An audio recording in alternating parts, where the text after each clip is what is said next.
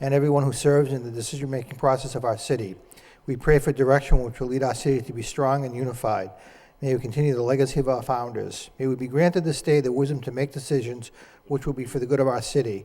We also pray for your special blessing on all those who are working to transform our city and make it a better place to live and work. Amen. Please join me now in honoring America. I pledge allegiance to the flag of the United States of America and to the republic for which it stands, one nation, under God, indivisible, with liberty and justice for all. Madam Clerk, please call the roll.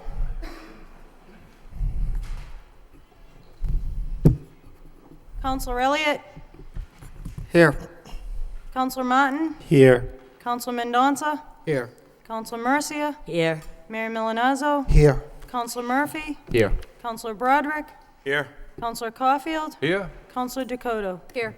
9 present. Thank you. 9 present. I also like to recognize again Councilor-elect Martin Laurie and Vesna Noon are here this evening again. Thank you for being here. Chair recognizes Councilor Rita Mercia. Thank you, Mr. Mayor.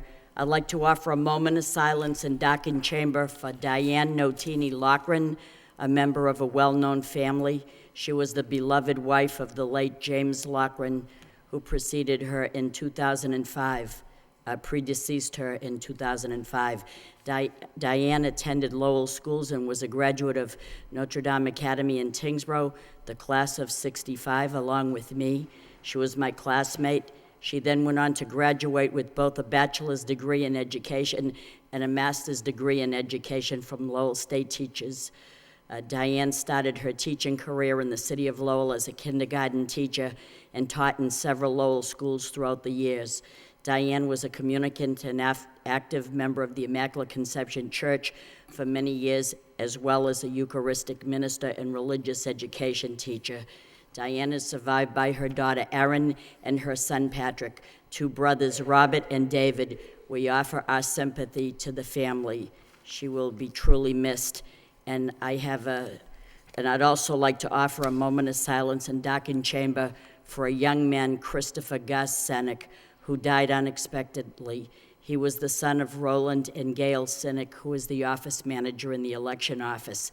Gus grew up in Lowell and attended Lowell schools, graduating from Lowell High School with the class of 2001. He lived in the Centerville section of the city and was a communicant of St. Michael's Church.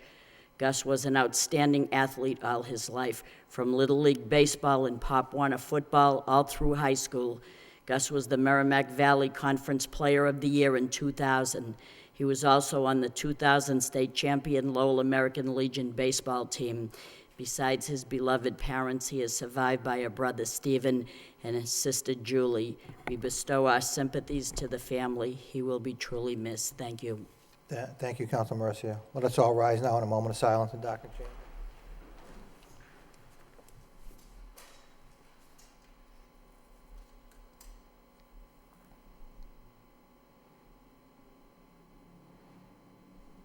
Thank you. May they rest in peace.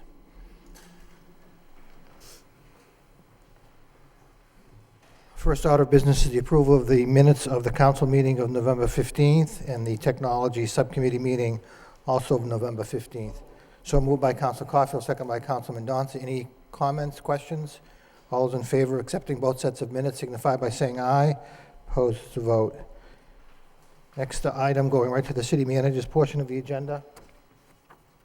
Thank you. City manager responses to council motions and requests. Anybody? Councilor Caulfield. Thank you very much, Mr. Mayor. I just, the communication received, a memo about the tax relief through you to the manager. Mr. Manager, we don't have a problem with that, do we? That's going to happen? The plan right now is to bring forward when we do the recap sheet, is to include $1 million less in the property taxes and put a $500,000 into the snow and ice. Thank you. I just wanted to, Council, by way of explanation, because I know that there was an article in the paper today about that. Just to be clear, I wanted to raise a warning, an alert, that this is something we can do this year. We have to be careful moving forward, but this year it will have that $1 million less in the property taxes than we had anticipated back in the spring because of the additional local aid. We just have to always be cautious moving forward. I did also read in the paper where you said you could possibly raise taxes next year 3.5%? Well, obviously, it depends on what You know we can't do that. It's Well, 2.5 is the limit. Actually, we can. You can go above that if you're below the levy limit. The city of Lowell is $5 million below the levy limit. Obviously, any increase in taxes depends on the amount of spending that we make. And to keep the same level of spending next year, unless we, and that's my point, unless we get some additional savings, and that's where I think the health insurance plays into this, we're going to either have to make some cuts in services, or we're going to have to look at finding other revenue sources. So that's really the point of my just putting that out there, that information for the council to consider as they go through these decisions as well as next year's budgetary decisions. You're saying to reconsider? No? Oh, okay. I want to clarify that. Thank you. Council Martin. On that same topic, this whole issue about 500,000 to the snow and ice, that's going into the budget in the year we're in, not the deficit from That's correct. last year, correct? That's correct. All right. That budget is woefully underfunded. I mean, we've increased that over the last few years up to $700,000 this year, but as we know, we spend anywhere from $2 to $3 million a year on snow and ice removal in the city, and so that becomes a deficit every year that we have to come up with at the end, either through savings in other departments, or in this year, coming off of the taxes for fiscal year 12. So we'd like to get that up to the more reasonable level. Once we commit to it, though, we have to keep that every year, right? That's correct. So we want to be careful that we go high enough to be reasonable, but not so high that we put ourselves in a position where we are overfunding in any way. Okay. All right. Thank you. Council Broderick. Thank you, Mr. Mayor, through you. Thank you for the communication, Mr. Manager. When this came up, the motion came up, one of the things that I thought would be worth looking at is if we had any need to earmark, I guess, for lack of a better word, or put any of this money towards public safety for overtime. I know we've had some issues downtown, and I see this, I assume this isn't final, and I'm not suggesting you have to change it, but I was just curious if you've had any of those discussions and if you thought that it might be worth taking a look at, or how you came up with this plan. Manager Lunch. The intent was to put the money towards the snow and ice, and obviously towards the tax relief in the upcoming year. Last year we had free cash that we were able to put $100,000 into the police budget. The memo that you have there indicates $500,000 for snow and ice and $1,040,000 for tax relief. We may adjust that a little bit to because I've spoken to the police chief. I know that there was a discussion at the downtown neighborhood meeting last night that the chief filled me in on. I know that Councilor Murphy was in attendance as well. Of looking at we have issues right now with overtime related to some of the downtown activities. So I may come in on the 6th with a budgetary amendment to put a little bit less in snow and ice and put some money into the police overtime budget. Okay, thank you. Councilman Donza.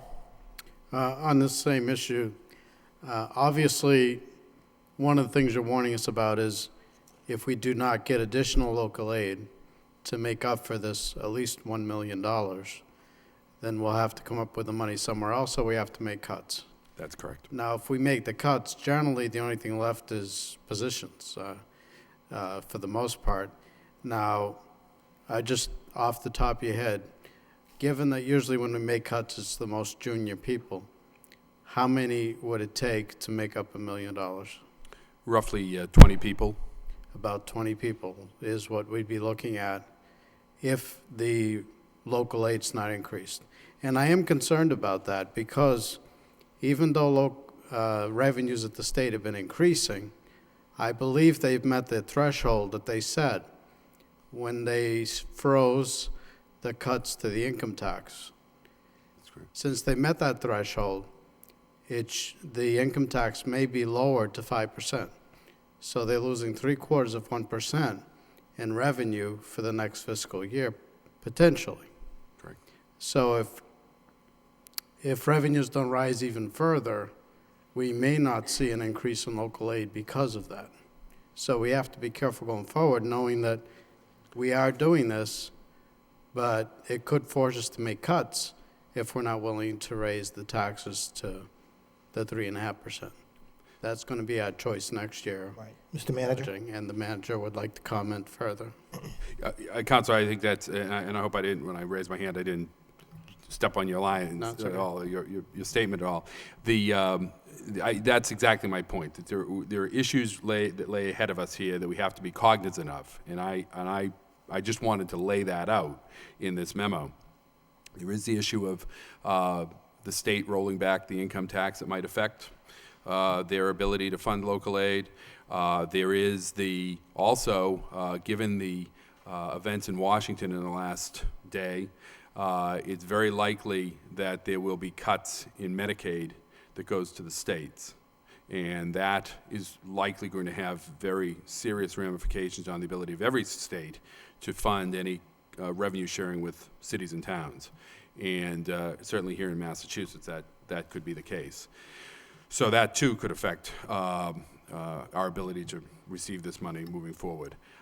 It becomes therefore all the more imperative then that if we don't want to increase taxes more next year, to that point, that we have to find other savings. And that's where the health insurance offers some possibilities for us. And we're continuing to negotiate with our unions, and we're hopeful that we'll have something in place by the 13th, or else we'll have to look at some other decisions to make at that point. So there's a lot of moving parts here, and that was really my purpose in laying out these scenarios for full consideration.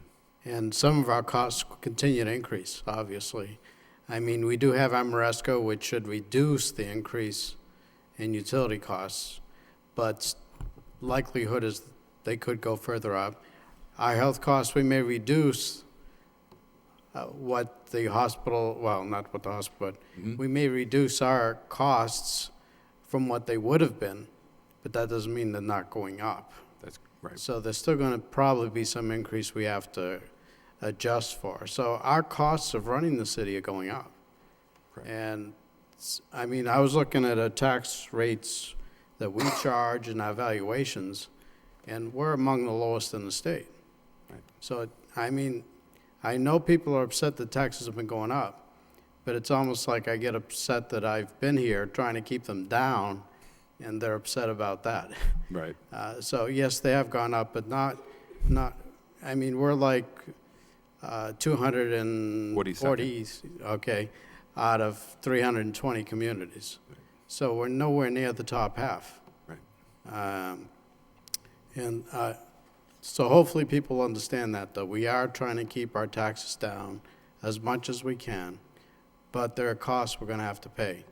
And hopefully they'll understand next year as we deal with these. But if we can afford to do it right now, we said we would lower the tax burden if we could, and I'd like to honor it this year. Thank you. Councilor Elliott?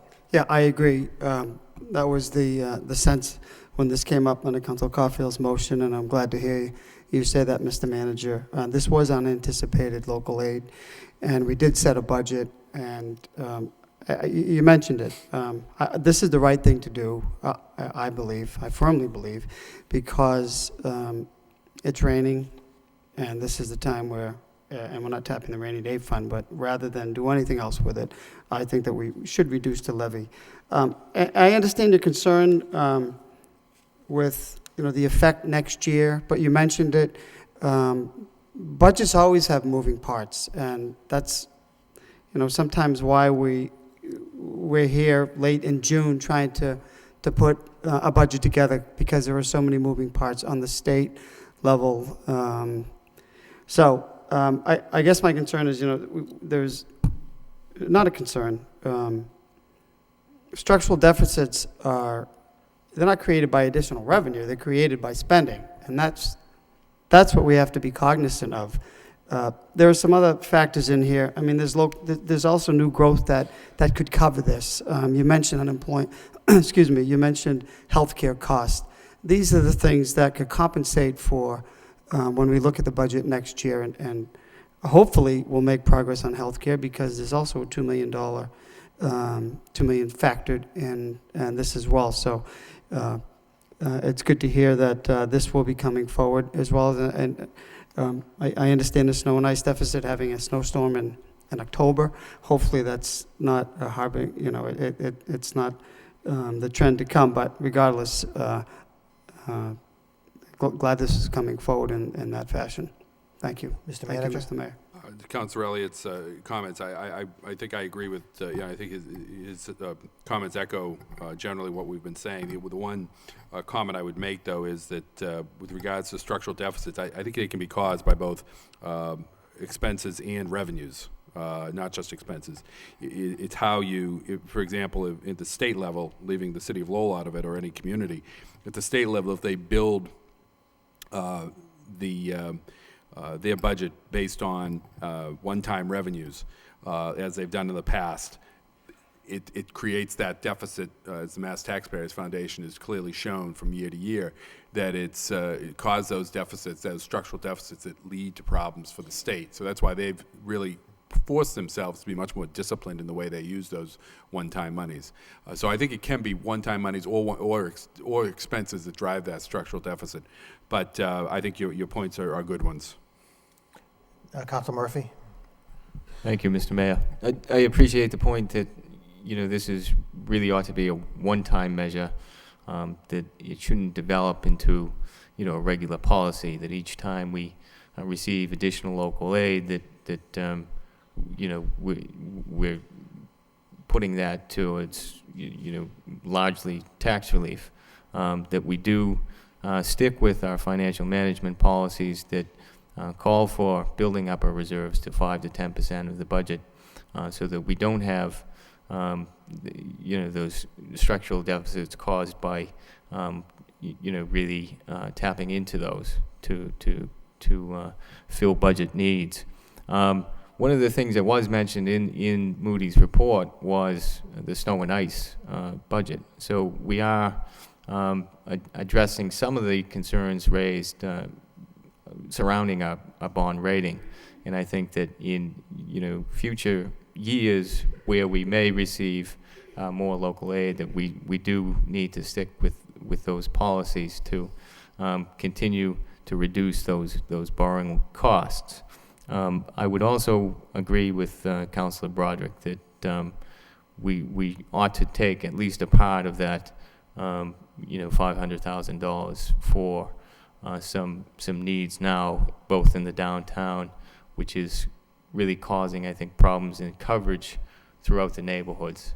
And so that if we can include that in the plan, I think that would be a good idea. Thank you. Thank you. Councilor Elliott? I just had a question, because I've heard that more often. Reserves of 5 to 10% of the total budget. So that would suggest that we would have say $300 million. $15 to $30 million in a reserve fund. I mean, I would argue that the Department of Revenue would say that we're overtaxing people by putting that amount of money in a reserve fund. That doesn't make that. I mean, I know Moody's will say that because that's what their rating criteria would be. Are there any other communities? Have you ever heard of a community that would have that? That's a stunning amount to me. The city of Cambridge has. Cambridge. Okay, I should have known the city of Cambridge. But no, there are. With the exception of the city of Cambridge. There are communities, a number of communities that have that 5 to 10% number in there. I'm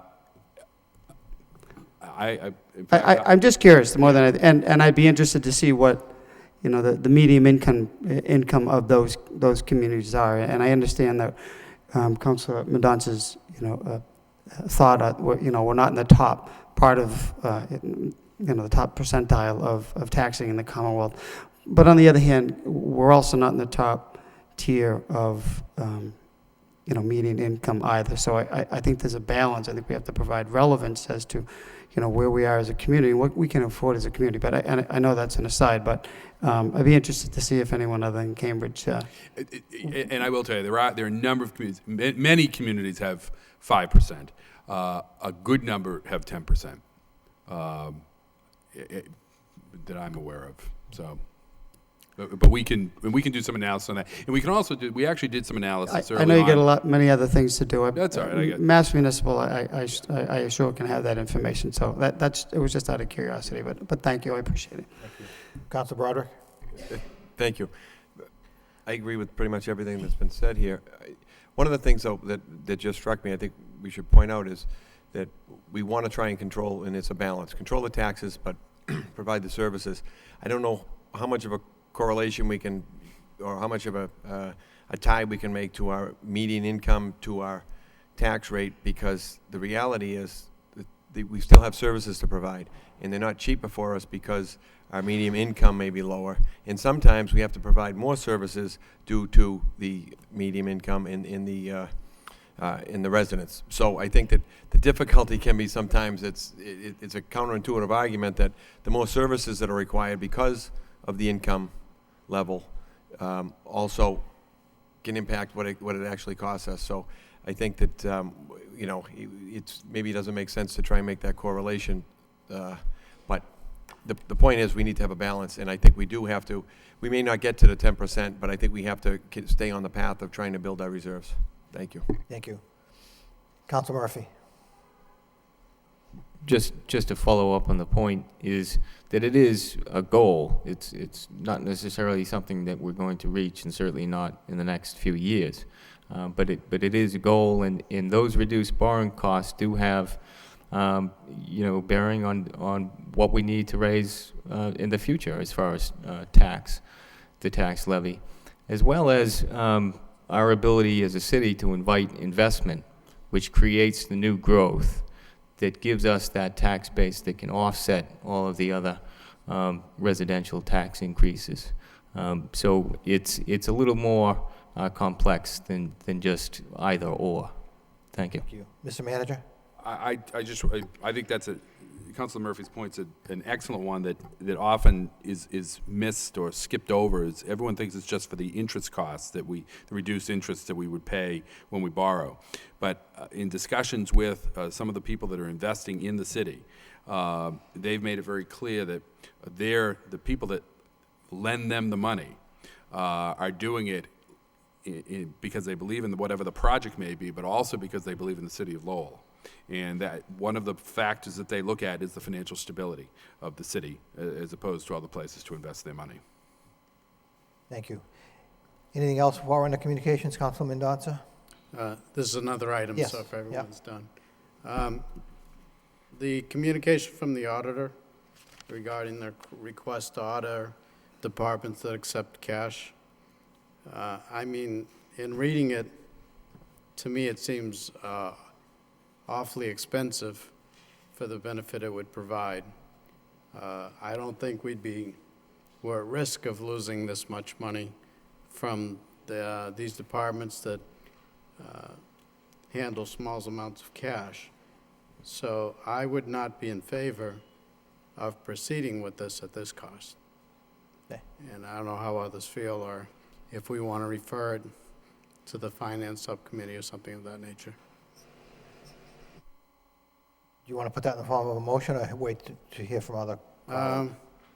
I'll to forward this to the finance subcommittee so we can decide on what to do. Thank you. Motion by Councilman Mendoza, seconded by Councilor Broderick, to send the report regarding having a third party come in and look at those departments, audit those departments that actually operate on a cash basis.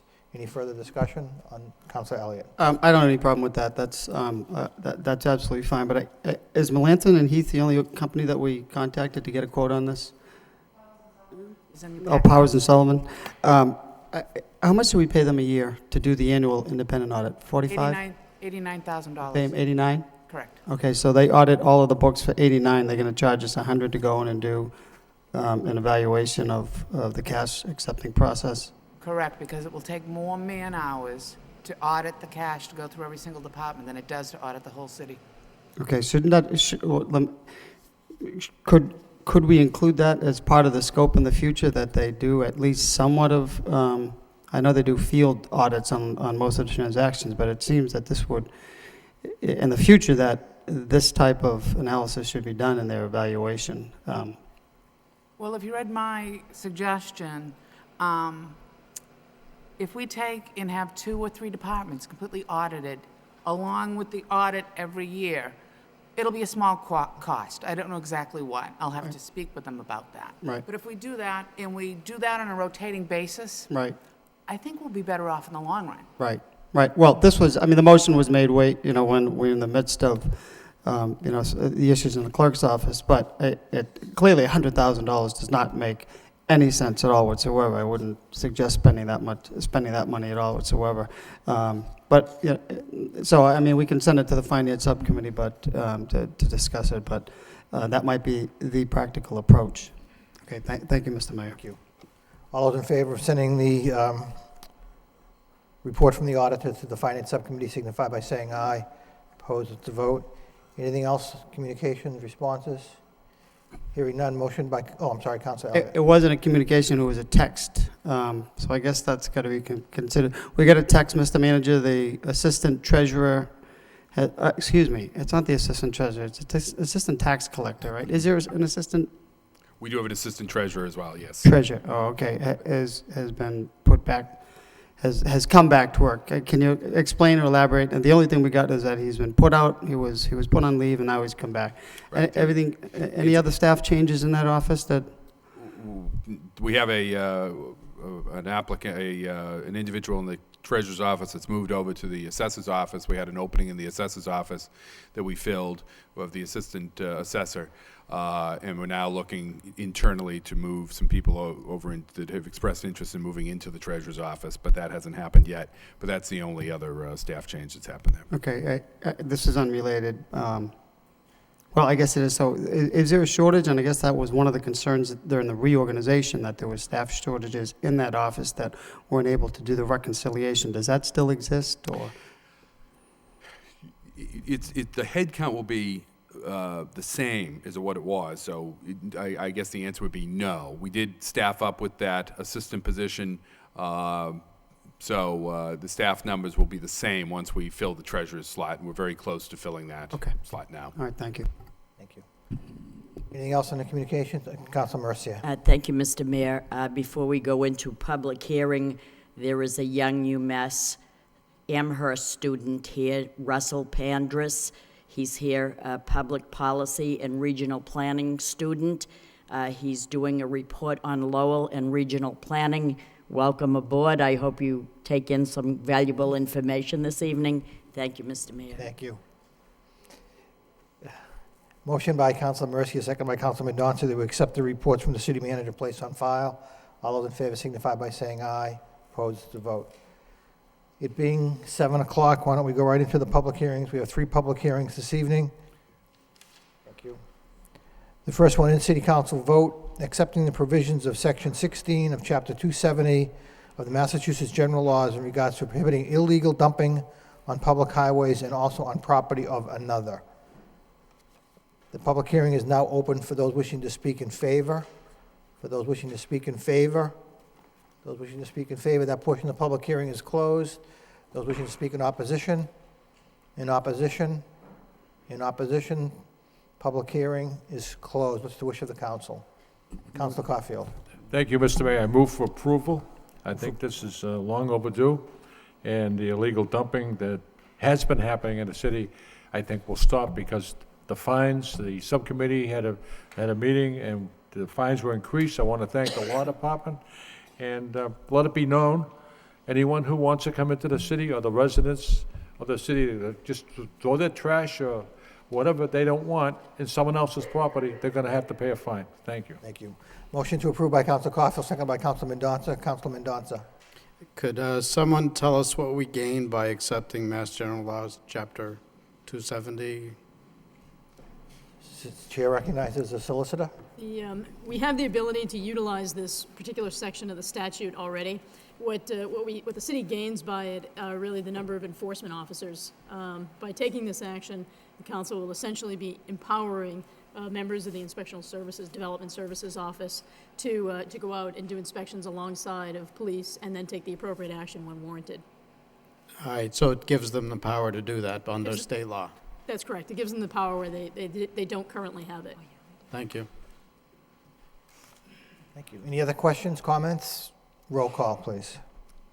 Counselor Elliott? Yes. Counselor Martin? Yes.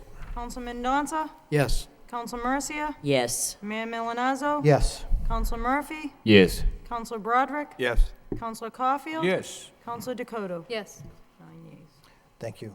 9 yeas. Next, a public hearing in City Council, an ordinance amending the Code of Ordinance, City of Lowell, Massachusetts, with respect to Chapter 270 thereof entitled Waste and Recycling. Public hearing is now open. Those wishing to speak in favor? Those wishing to speak in favor? In favor, that portion of the public hearing is closed. Those wishing to speak in opposition? In opposition? In opposition, the public hearing is closed. What's the wish of the council? Move for approval. Council Caulfield moves for approval. Second by Councilor Mercia. Any questions? Councilor Mendoza. Just a similar, I know there's items added and deleted having to do with, it's labeled as fees, but for both this and the next one, I just want to clarify for those watching us that we're not changing the fees of legally disposing of things. Or you correct me if I'm wrong, but that we're changing the fees for those things that are illegally disposed, in essence, a fine. If someone could just Yes. speak to that. Madam Solicitor? That's correct, Counselor. The changes that are taking place are only affecting those acts that are not in compliance with the city's current zoning ordinances, and those have been accordingly adjusted upwards.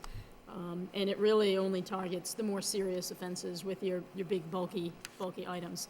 The only other changes that took place was to broaden the language that the council currently had with respect to illegal dumping in general. And so there's no longer a requirement, for example, that it impede the public way. And the language also expands the public way to now also include parks and any other public property, including city dumpsters that sit on public property. Thank you. Thank you. Council Caulfield. Thank you, Mr. Mayor. I didn't hear the conversation. I hope I'm not being redundant, but there's one section here, whereas Section 16 of Chapter 270 also provides for the suspension of the license to operate a motor vehicle. Very, very important. Very important. And no one wants to lose their license. And if they use the vehicle for illegal dumping, that's what's going to happen. Thank you. Any other comments, questions? Roll call, please. Counselor Elliott? Yes. Counselor Martin? Yes. Counselor Mendoza? Yes. Counselor Mercia? Yes. Mayor Milonazo? Yes. Counselor Murphy? Yes. Counselor Broderick? Yes. Counselor Caulfield? Yes. Counselor Dakota? Yes. 9 yeas. 9 yeas.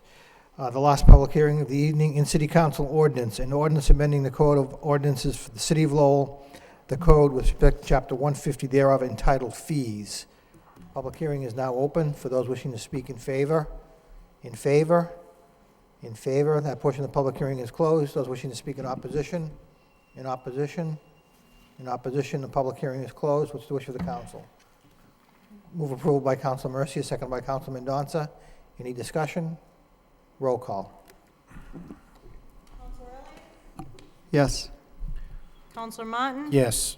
Counselor Mendoza? Yes. Counselor Mercia? Yes. Mayor Milonazo? Yes. Counselor Murphy? Yes. Counselor Broderick? Yes. Counselor Caulfield? Yes. Counselor Dakota? Yes. 9 yeas. Thank you. 9 yeas. Moving back to the city manager's portion of the agenda, we have a communication from the police department. They have a request for out-of-state travel. What's the wish of the council? Move Move approval. approval by Councilor Mercia, seconded by Councilor Caulfield. Roll call. Counselor Elliott? Yes. Counselor Martin? Yes. Counselor Mendoza? Yes. Counselor Mercia? Yes. Mayor Milonazo? Yes. Counselor Murphy? Yes. Counselor Broderick? Yes. Counselor Caulfield? Yes. Counselor Dakota? Yes. 9 yeas. Thank you. We have a communication from the city manager regarding the 6 appointments to the Lowell Telecommunication Board of Directors. The manager is recommending Paul Corcoran from the Police Department, Mike Damaris from Neighborhood Services, LZ Nunn from Case and Cool, Vicky Woodley from the Library, Dennis Barabo, from the Fire Department, and Donna McIntosh from the City Manager's Office. Those are the 6 names we're putting in nomination. Move approval by Councilman Mendoza. Accept communication. Excuse me. Place Accept the it on communication placed on file by Councilman Mendoza, seconded by Councilor Dakota. Any questions, comments? All those in favor signify by saying aye. Opposed, it's a vote.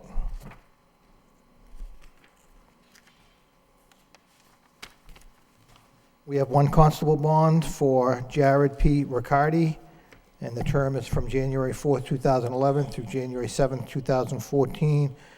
We have a communication from the city manager asking that we consider appointing Jared P. Riccardi of 8 Bixby Avenue, North Andover, as a constable. What's the wish of the council? Move approval by Councilor Murphy, seconded by Councilor Martin. Roll call. Counselor Elliott? Yes. Counselor Martin? Yes. Counselor Mendoza? Yes. Counselor Mercia? Yes. Mayor Milonazo? Yes. Counselor Murphy? Yes.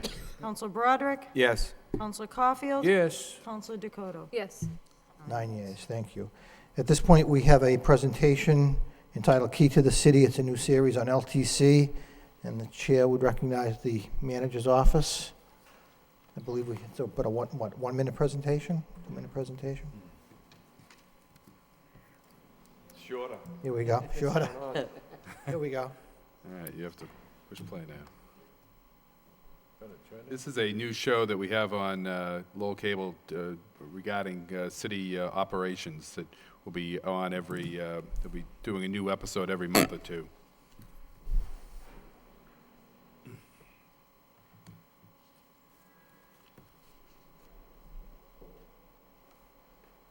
it playing? Saw this. Come on, Henry. Last night. Do magic. Saw Mark Yellen. I hope it's a little more efficient than this one right here. Jesus. There you go. Takes 2 minutes to get started. Water, abundant water, has been a key factor in Lowell's founding and growth. The drinking water system in Lowell dates back 140 years. In 1872, the city was relying on the Merrimack River as its primary source for drinking water. That quickly changed when a typhoid epidemic broke out that was directly traced to the untreated river water. The city then turned to groundwater wells in Pawtuckaville near the site of the existing water treatment plant. In the 1950s, new wells in the Highlands were put online. Water quality became an issue when some of the wells began requiring treatment. That, along with the limited quantity of well water, forced the city to look at other options. Today, Lowell's drinking water begins its journey to our faucets, showers, and sprinklers in the White Mountains, traveling down the Merrimack River before entering the raw water intake station. Here, chlorine dioxide is added for pre-disinfection and pre-oxidation to help remove any contaminants. The water travels through a 36-inch diameter water main before arriving 1/2 mile downriver at the water treatment plant. In 1961, the City of Lowell's 10 MGD water treatment facility came online to provide the City of Lowell residents with potable drinking water provided by the Merrimack River. In 1981, this plant was upgraded to a 30 MGD plant, becoming the Lowell Regional Water Utility. Because of the capacity that was enhanced through this upgrade, it was enabled the city to provide water to surrounding communities such as Drake, Chelmsford, Tewksbury, and Tingsboro. Let's take a look inside and see how it all works.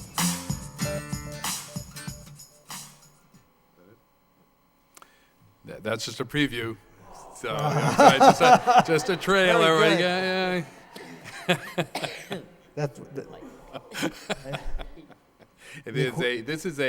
This particular segment is water to wastewater, so it covers both where it comes in and where it goes out.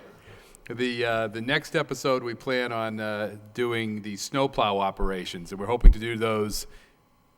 That shows sometime in December or January, so that people can see that before the snow actually starts to fly, or while it's flying, perhaps. But I want to thank LTC for their good work in putting this together, and Henry for Henry's the producer. So. Yeah. Thank you, Mr. Manager. Any I'd also like questions? to recognize Donna McIntosh from our office is also co-produced, and the staff from both departments who helped edit on the technical side of things and provided a lot of details. Thank you. Council Mercia? When I came home from work yesterday, a little after 4, I turned on Channel 10, and I did see it. I'd missed Danny Layoff, but I did see Mark Young from Wastewater, and that was very, very good. And I know that we're going to do a tour of City Hall from the basement to the belfry, and so that's very interesting. And I think people at home are going to know this City Hall and the departments and the function and bring the city services to the people and what it's all about. I think that's good. Thank you. Thank you. Thank you. Now that we've got it on, we can't shut it off. Yeah, we can't shut it off. Any additional comments or questions? Motion by Council Martin, seconded by Council Elliott to accept the presentation, place it on file. All those in favor signify by saying aye. Opposed to vote. Thank you for mentioning that. Next item under communication, establishing actually scheduling a public hearing to establish a tax rate. We're looking at scheduling a public hearing for December 6, 2011 for the purpose of voting on the minimum residential factor by the City Council.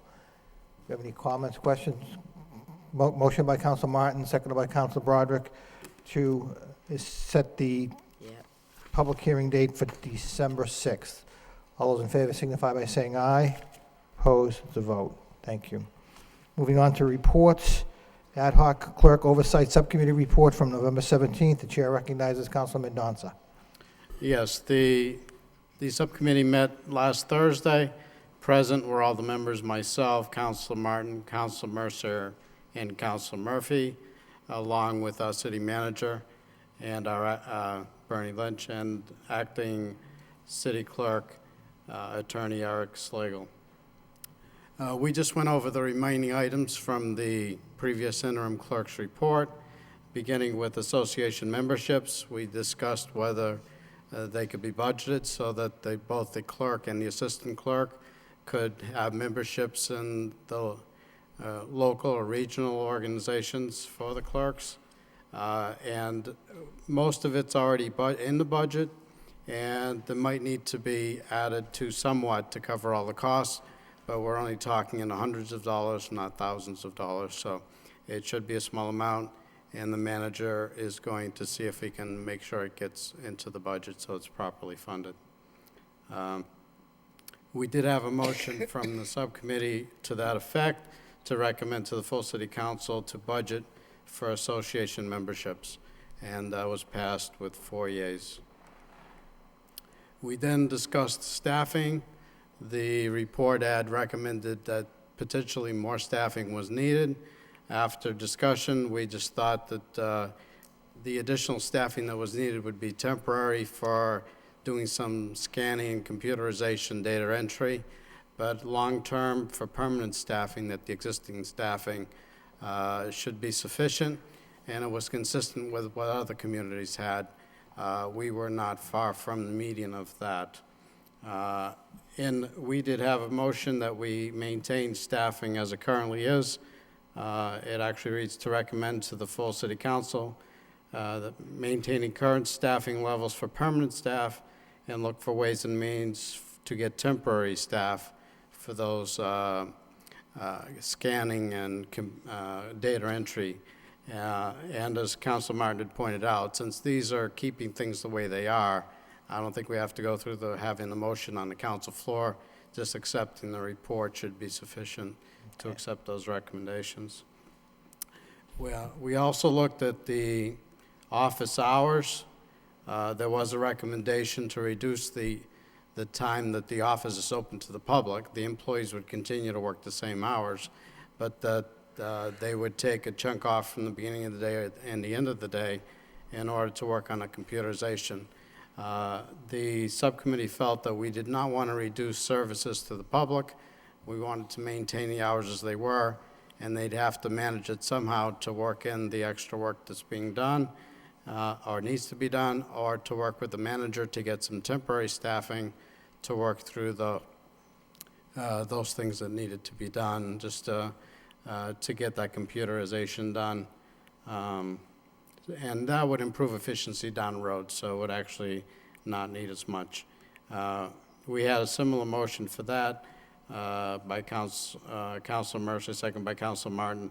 Recommend to the full city council to keep the office hours as they are, and everyone was in favor of that. We had a discussion about the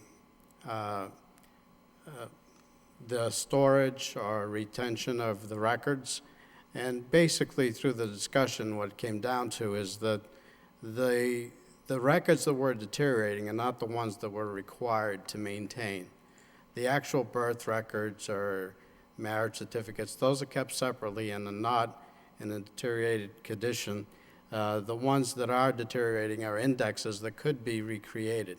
And as we put them into the computer will index them for us, and that's why it's important to do that work.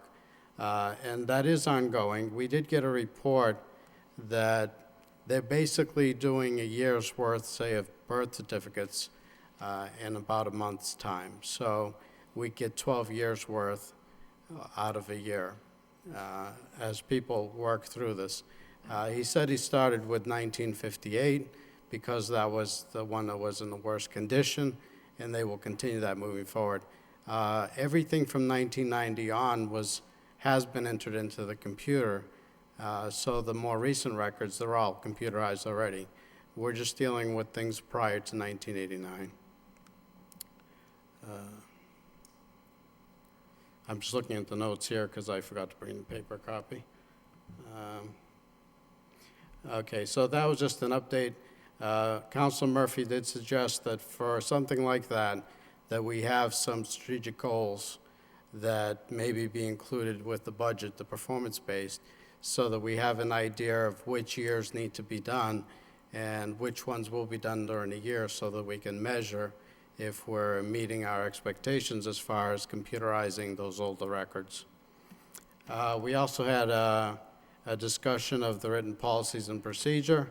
We were told that those are being in the process of being created. This is, of course, something that will probably need to be done or finalized by whoever we choose as a permanent clerk to work and complete those so that everyone in the office knows what needs to be done for a given task. And if they're unaware or they're new to the office, they can go to these policies and procedures and have some sort of a tutorial on what to do, what needs to be done in order to record whatever it is that the customer is there to do.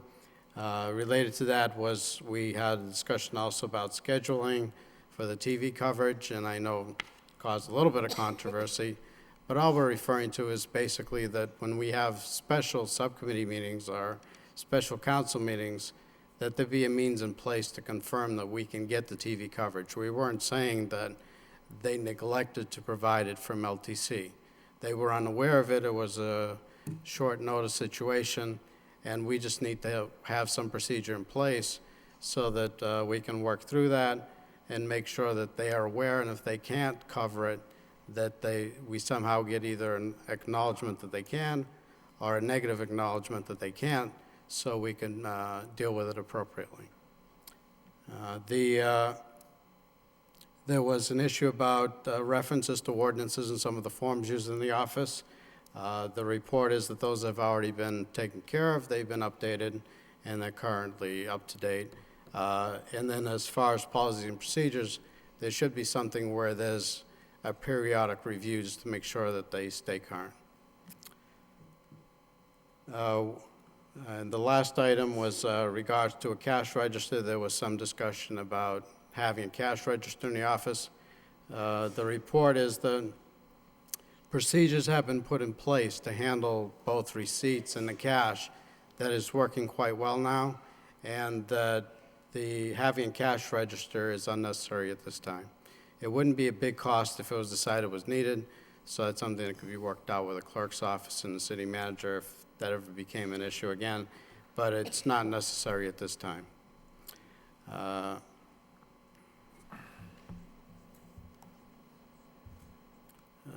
And I guess I'll end the report there. There are a few other things we had some updates on that we had discussed previously.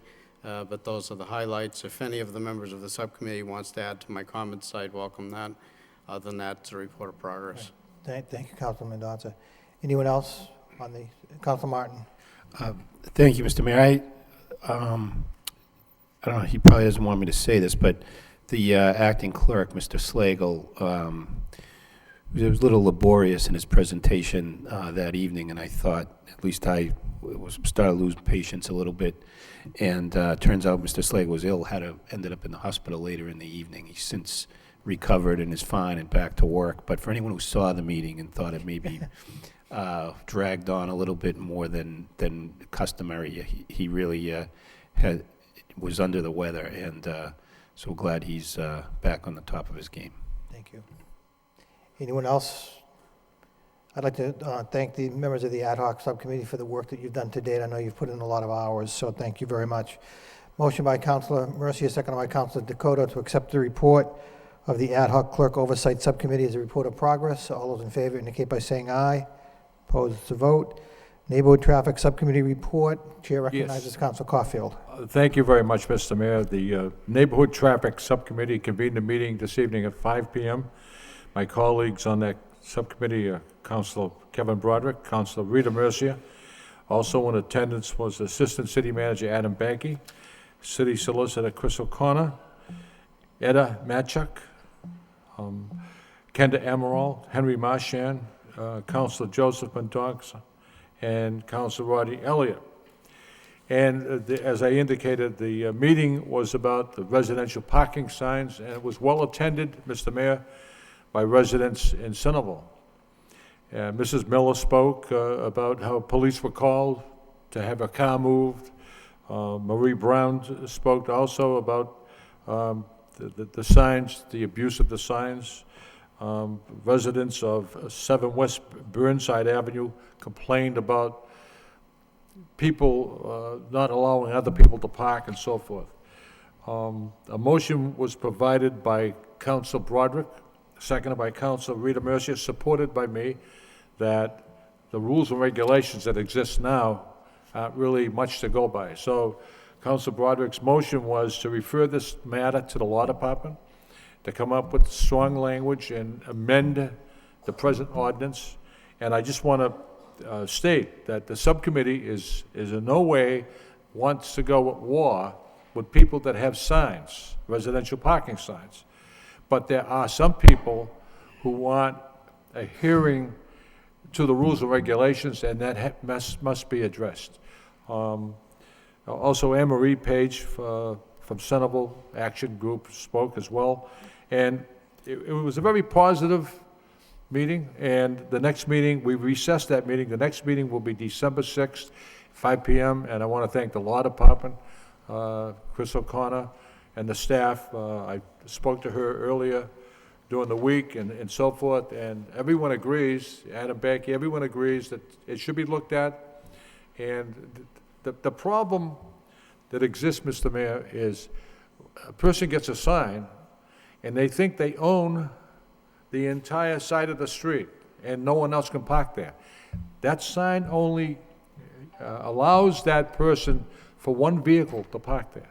And there's a problem up in Beacon Street where the sign is not in front of the house, it's down, way down on the property line, and that has to be addressed. So I would have to say 90% of the people have these signs adhere to the rules and regulations, but there's 10% that are making it really rough on other people.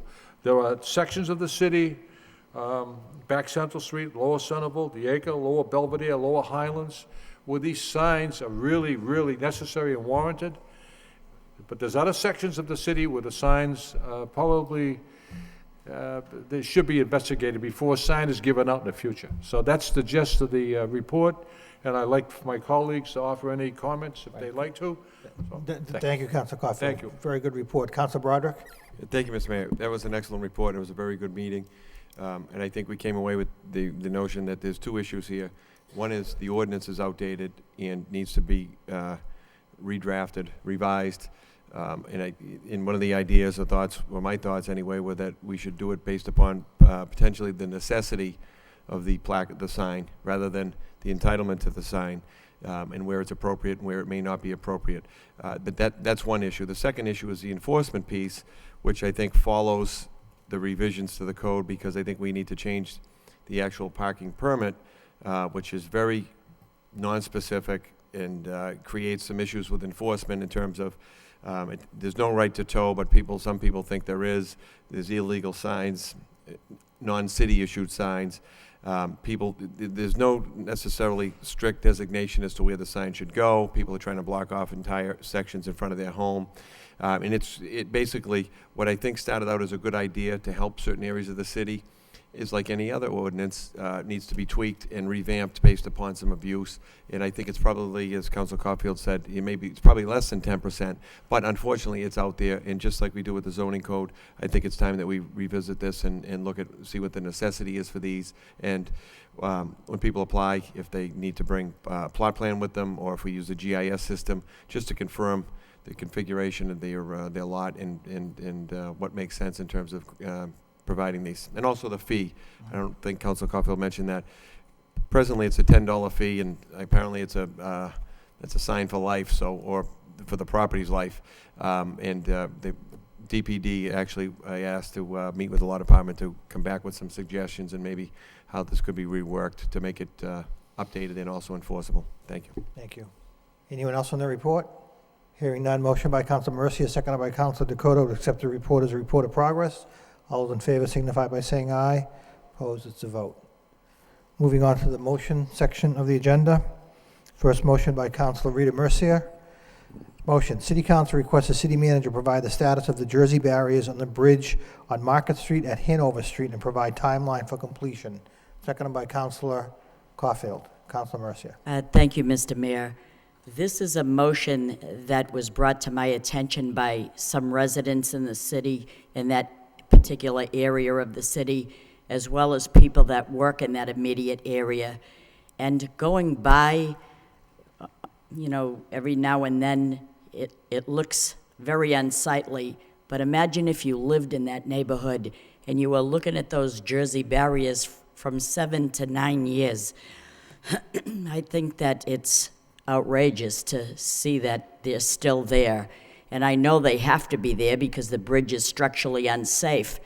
So I'm wondering, when you look at the bridges right along, they've been revitalized and made new. And I don't know why this has taken so long, and I know winter is coming and it's hard to say, but how much longer are these people going to have to live with that? I mean, I'd be frustrated being a resident there or a business owner there. There's no parking, that you see these unsightly Jersey barriers. And may I just suggest from the motion that we're talking about that being Hanover Street, and the other one-way street is Suffolk Street. But the street going down from one way from Merrimack Street onto Market, which is Hanover Street, the sign is down that says one way, do not enter. So we live in the city, so we know that it's one way, but people coming in are going the wrong way because they don't know that. So if we could have that sign put up there as soon as possible that says one way, do not enter, or that arrow that just points, that's could be a possible traffic accident. But I'm frustrated, Mr. Manager, to see that there all the time, So I'd like to know if NL owns that bridge or what the story is, but people had a lot of patience waiting 7 to 9 years, and they finally had it, and I thought I'd bring it up. Thank you. Thank you, Mr. Manager. Councilor Will, we'll get you a written report on that, but that's one of the bridges in the city, the city that's actually owned by the city. Oh. And the other ones that are owned by NL, like on Central Street or down in Pawtucket or Broadway, those are being worked on by NL. That one is by the city. It has an estimated cost of about $2 million to repair it, and it's on a state list for funding. But the funding date for that bridge is 2015. But we will see if we can work with the delegation and the transportation people to see if we can move that up and see if there's, or perhaps there's some other sources of funding that we can draw upon. There may be some, there isn't a lot of money at the state or federal level right now, but we'll see what we can do to speed that up a little bit. Okay. But that's the latest we receive is 2015, All right. but we'll get a written report to you on that. All right, thank you. Thank you. Any additional comments? Councilor Elliott? I was just going to say we can take up my motion because it's must have been the week for bridges, but it's along the same vein. If that's okay, while we're on the subject of That's all Sure. right. I'll, Okay, motion by Councilor Elliott. Let me just read the motion. Thank you. City Council requests the city manager to provide counsel on construction schedule on all bridges being repaired by NL Corporation. Second by Councilor Mercia. Councilor Elliott. Well, the manager just mentioned that the other bridges, there's one on Pawtucket Street, there's one downtown on Central Street, another one on Broadway that are being worked on, and it seems that they just drag on forever, particularly the one on Pawtucket Street. Who does the oversight on that, Mr. Manager? Is it the state that provides inspections or time frame, or? Those are actually, they're owned by NL. Right. And they have certain legal requirements to maintain them at certain standards. We try to coordinate it with, the other traffic and issues that go on out there through our engineering office and our police department. Mostly the engineering office, though, is trying to work with them to get the work done in an expeditious manner. There are some other discussions going on with NL that we're exploring of how to take ownership, if you will, of those bridges. Clearly, though, if we're going to take ownership of them, we want them in certain conditions before Right. we do that. Right. But we can get you a more Okay, detailed report. it's just along the same lines as Councilman's particular, not one in particular, but the three of them. Sometimes you go by, particularly downtown, and it doesn't look like there's any work been done for a day or two. That bridge on Pawtucket Street, I don't know how long NL has had Jersey barriers up. There's a lot of students walking back and forth. So if we can get an update on their schedule, and as you said, how do we hold their feet to the fire to get these bridges in good order is, I'm sure, a challenge, but whatever you can do, appreciate it. Thank you. Thank you. Councilor Caulfield on the motions. Thank you, Mr. Mayor. I agree with my colleagues bringing this issue up about certain bridges in the city, but I did not know the city owned that bridge. Mr. Manager, could you contact the Lowell delegation and see if they can get to review that, see if there's any money at Beacon Hill? And on the bridges owned by NL, the Oakland Bay Bridge will be built before those bridges are repaired. It's ridiculous, absolutely ridiculous. The bridge on Broadway, they've repaired that numerous times, and they don't want to spend the money to do it right. I don't know what they're doing with it now. Are they going to reconstruct the bridge and put the proper steel there instead of the wooden planks? I'd have to check on the specs on that particular project, but we'll get that information for you. Is there any state code or any? They're required to keep them under the state. We've done some legal work on this. I believe that the tonnage is a 6 ton that they have to keep it at, which is inadequate for current needs. Definitely. But that by statute, by law, that's all they have to do is keep them at 6 tons. And there's nothing that says they have to use steel, reinforced concrete. They can use wooden planks, can they? They can use whatever they wish. They're in the hydro business or the canal business, not necessarily in the bridge business. And that's why it would. They're in the business to make money. Sure, but that's the bottom line. Right, and that's why it makes more sense for the city to have those bridges as opposed to having NL have those bridges. Yeah, but there's no way we can use any leverage on them to improve that bridge on Broadway? We have been trying to do that, but. And on Central Street, they're working on that one as well? They're working on that one as well, yes. Yeah, thank you. Thank you. Councilor Martin? It's not really on the motion, if you want me to file a separate motion, but I'd ask for an update on where we are with the new University Ave Bridge, or what, the bridge at the end of Merrimack Street? It's, construction is underway. I noticed they were pouring the concrete on the pier, I guess you'd call it, or the superstructure on the north side. But I can add that. We can get a report on that as well. In addition, it might make sense, particularly in light of one of the other motions coming up too, regarding the traffic. One of the major problems with traffic right now in the city is the Hunts Fall Bridge. That's been the source of much of the traffic issues on really all parts of the city. And we can get an update on that as well. That seems to be opening up now, and that should ease much of the traffic, but they won't really be completed until, I think, sometime in the spring. But the lanes are opening up, but we'll get an update to the council on that as well. Okay, thanks. In fact, when Councilor Elliott asked for this motion to be taken up out of order, I almost said, why don't we have the next one too? Because it is, in my view, the vast majority of it is all bridge-related, but I have no problem with that. We got no problem with that at all. We can take it out of order. We'll find it.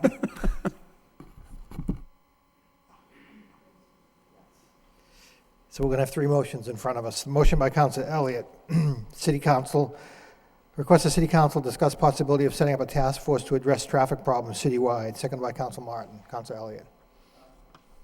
Thank you, Mr. Mayor. I actually came upon an article about a community, the city of Woburn. They're considering a traffic study, and they want to pay for it. And I know we don't have the money to do that. And I know every single councilor here has filed motions on traffic-related issues in one way or the other. I don't know if a task force is the way to go, but as I was thinking this through, I'm saying when we have an issue in the city or issues that are a challenge, it seems that we put together a committee, something that doesn't cost us anything. The Domestic Task Force, Hunger Homeless Commission, Cultural Council, and the intent behind the motion was, we have resources in the community. Can we bring them together to look at where the areas, because let's face it, we've all heard, I'm sure you've heard complaints, Mr. Manager, about traffic getting in the city, getting out of the city during the winter when a bridge is closed, when it's not closed. And so does it make sense we have Solid Waste Advisory Committee. We had a problem with solid waste and recycling. We put together an advisory committee. So I thought it made some sense to at least bring a motion forward and discuss it, kick it around. Does it make some sense? Not trying to create another level of bureaucracy, another level, another committee that will not be active, but it seems to make some sense that we know, or maybe not, let's give the traffic engineers some assistance. I know Council Murphy sits on NEMCOG, and they do some traffic studies, and I'm thinking maybe the university, they have engineers, they're young engineers. Can we tap into that resource and bring together a committee and put together a plan? Where are the major problems? What can we do? Some of them we can't. We understand there is going to be traffic, but things like timing of certain lights, certain sections in the city. So lo and behold, I was going through some reports, and sure enough, UMass Lowell produced a report back in 2003. I was thinking, where can we start? Where are the major problems? I know leaving the city on Thorndike, we could, maybe that's certainly an area that we could do coordinate some signaling equipment. Coming in the morning, it's backed up, the Rourke Bridge, everybody sits in the traffic. And I think you're right, some of it is once the Hunts Falls, maybe I'll be interested to hear how that impacts the city. I'm sure it does, but sure enough, there was a plan laid out identifying all the streets that we are still trying to, probably the same streets that have congestion. I'm sure they're going to be congested anyway, but I know I'm going on about this, but I just thought, considering the number of complaints, the concerns, the frustrations that myself and go through on a daily basis, does it make some sense to tap into these resources in the community? And maybe provide some assistance to you, Mr. Manager. I'm sure your traffic engineer is overwhelmed with signs and requests and things like that. So that's the gist of the motion, Mr. Mayor. Thank you. Thank you. Mr. Manager? I think Councilor Elliott obviously speaks what we all know, and that is that there are traffic issues, and we all hear it and we all live it each and every day. There is some good news on the signal front down on the Dutton Street way with some improvements that we're doing there. We have some opportunities that have been identified for us, I believe, by Vanessa Hangen and Bruslin, who's done some work on the Hamilton Canal project, and there's some ideas that we're going to try to implement using some different technology to sense to do the timing, because many of the signals in the city are antiquated, so that should help in that general area.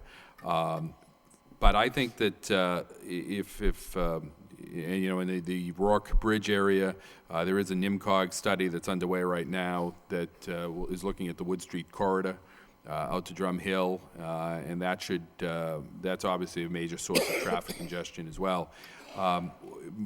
Perhaps I'd propose that we go back, the administration go back and talk to Mr. Bakey and the police department and others, and come back with some ideas of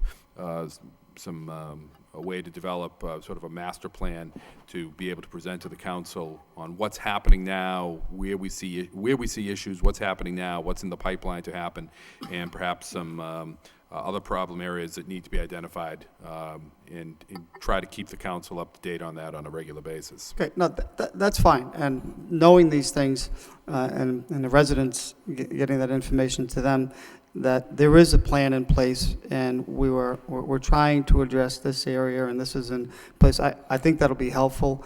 If there's no need for another committee, then we don't need to set up another committee. On the other hand, if there are some resources in the community we can tap into that can be of assistance to you and DPD, then it maybe makes some sense. But I'm not looking to set up another. I certainly think the university idea is one. They have a very good civil engineering program over there. A number of our traffic engineers that we use in different firms came out of the university, so we can draw upon them. Thank you. Thank you. Councilor Mercier? Thank you, Mr. Mayor. It doesn't take a genius to figure out where these bottlenecks are. They're on bridges. They're on the Pawtucket School Street Bridge. They're on the Textile Bridge. They're on the bridges. And I would suggest, how is our rapport with UMass Lowell, and we put our police at the different intersections and move the traffic along? We don't wait for the light. We move the traffic along with the police. What is our rapport with the university and their police? It's part of the university. It's part of the students getting out at the same time that traffic is going all over. I don't know why we can't develop something and have both parties play a role in here in moving the traffic along. I don't understand how difficult that could be.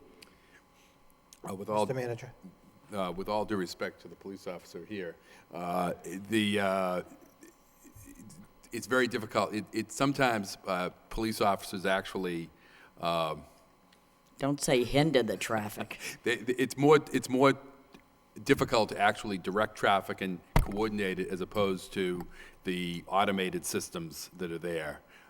It sometimes goes beyond what one human is able to do, as opposed to all the technology that's in those lights.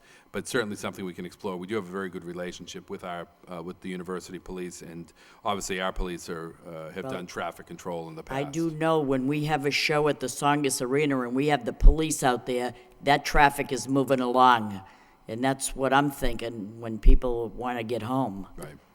I don't know, it's only a suggestion. Council Martin and Council Mendonça. Yeah, I don't want to be redundant, but I actually do think the university is a good resource. You know, they have people trained in this field, and they have a vested interest in solving this problem.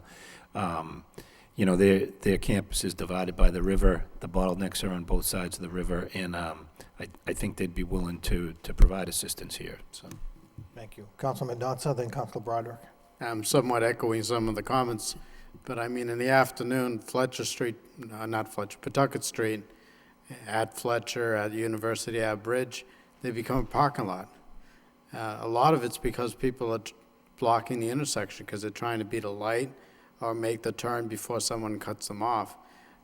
It's a shame we can't get the lights at Fletcher Street sooner, and we have to wait for the university bridge to be completed. Then they're going to do the lights. But even coming here this evening, I came across the University Ave Bridge toward downtown, and not just tonight, but almost every week, there's someone turning left onto the bridge that blocks traffic when we get a green light to go onto Father Morset. And at Fletcher Street, you can't move because there's so many lanes of traffic, and they start to turn or try to go through, and they block everyone else. And you can't get where you need to go. So I'm certainly for looking at the traffic congestion in that corridor. There's 3 different bridges involved between the School Street Bridge, O'Donnell, the University Ave, and Aiken Street. Traffic's backed up everywhere because of this. Council Broderick and Council Mercier.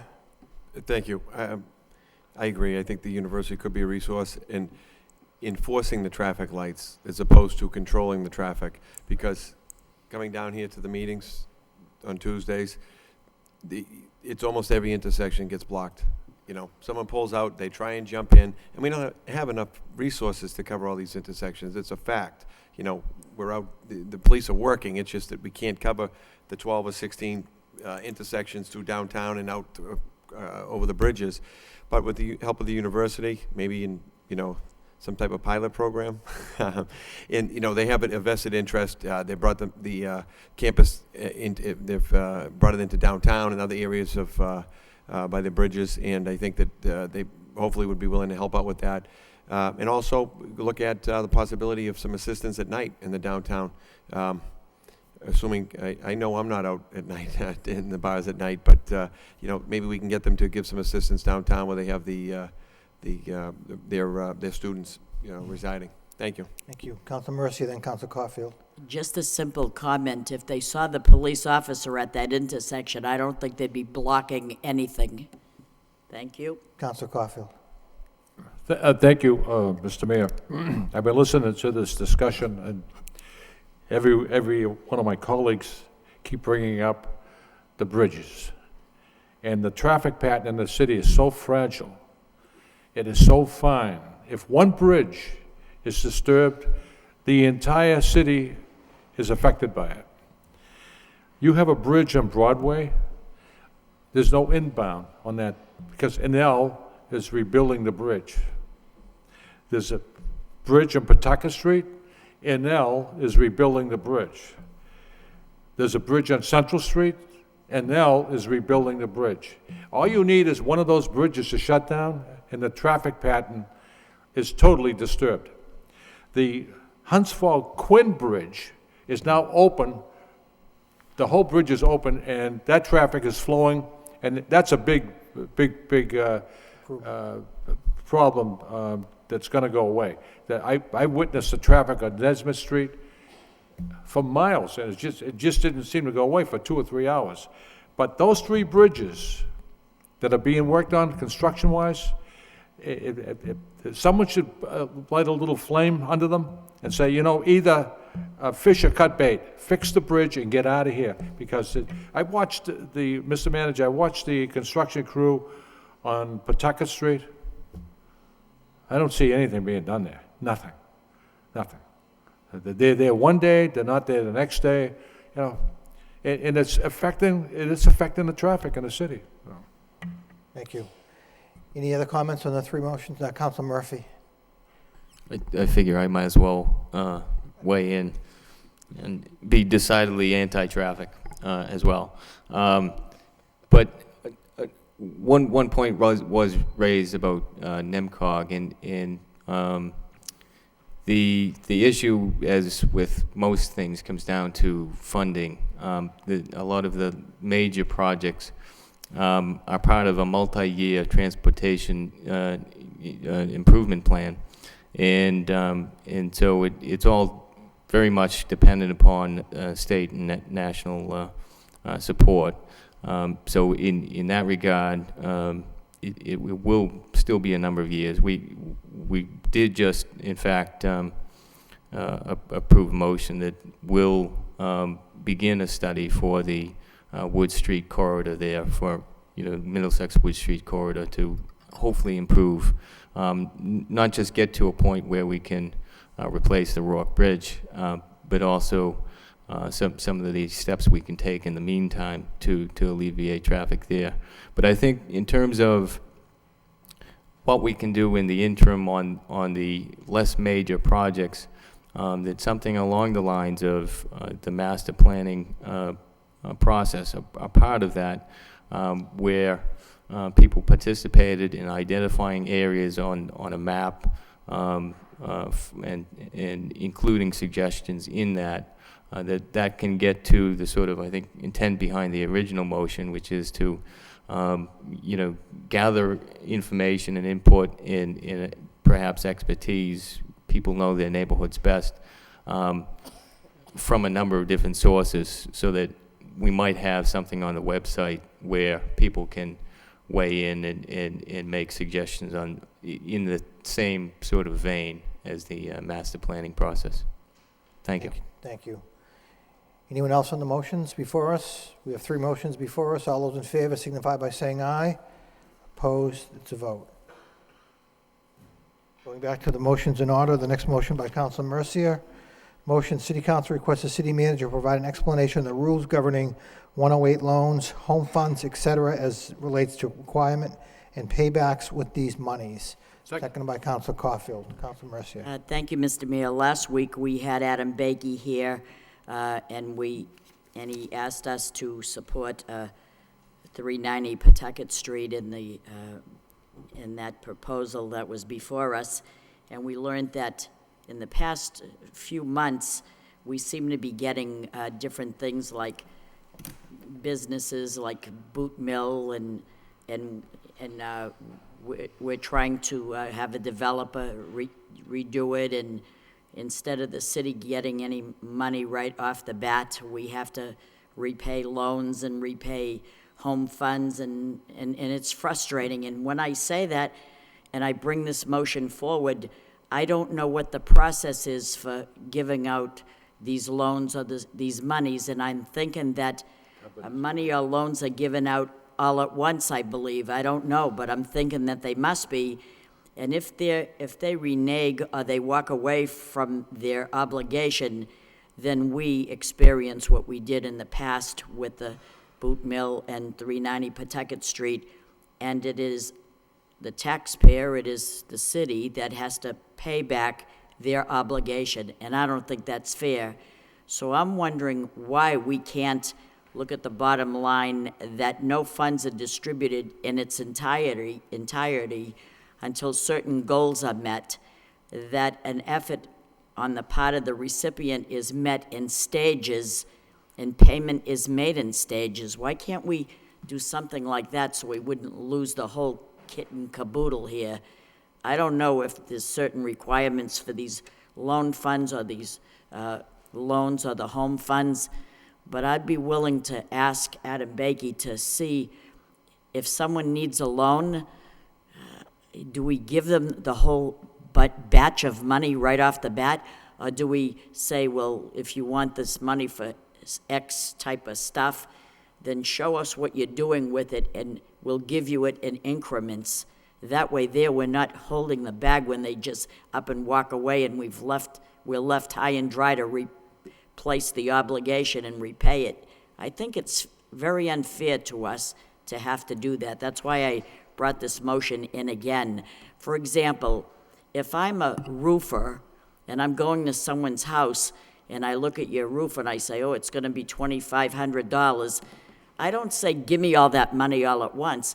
I'll do a certain amount, you pay me in thirds. Why can't we do something like that with these funds so that we're not left high and dry when they up and leave through no fault of their own? I'm not saying that, we get gypped on purpose. I'm not saying that, but some people have a hard luck, but I don't want to be stuck with paying the bill. I mean, it's one thing to pay a little bit, but we're paying everything, and it's not right. But so if we could just look into that and see if there's a way we could pay in in stages or dish out the money in stages to prove that they've met their obligation to some degree. Mr. Manager? Counselor, I think we can certainly get you a report and on the 108 loans and the home fund loans. I think it's important to note that a couple of things on this is that the city has a history of doing 108 loans. It's a program, the federal government, through the block grant program, the community development block grant program, that's been very successful. We've had a number of projects succeed because of the investment of those community development block grant funds through the 108 loan program. And the money's been repaid without a problem. The boot mill, which that project was, that loan was approved back in, I believe, 2005. There were some concerns, my understanding is there were some concerns raised at the time, but the loan did move forward. And I can't recall, looking at that, where all the money actually went. It went towards the development of the boot mill site, but then the developer obviously went bankrupt and was never able to pay that. And there were a number of people, including TD Bank North, that were on the hook because they lent money to develop the site, and then it wasn't finished. That's the only 108 loan that the city has ever had a problem with. But we have structured a deal whereby we will get the money. It's just going to take longer to get it, and it's going to come in a different form. And it's not tax dollars. I think that's the other point I want to make, is it's not tax dollars at stake here. It's block grant money. Now, that's still city money, but it's not money that people pay for out of their property taxes. It's money that comes from the federal government. Still worth protecting. But we do anticipate getting that money back. The 390, Pawtucket, it was home fund money which we actually spent.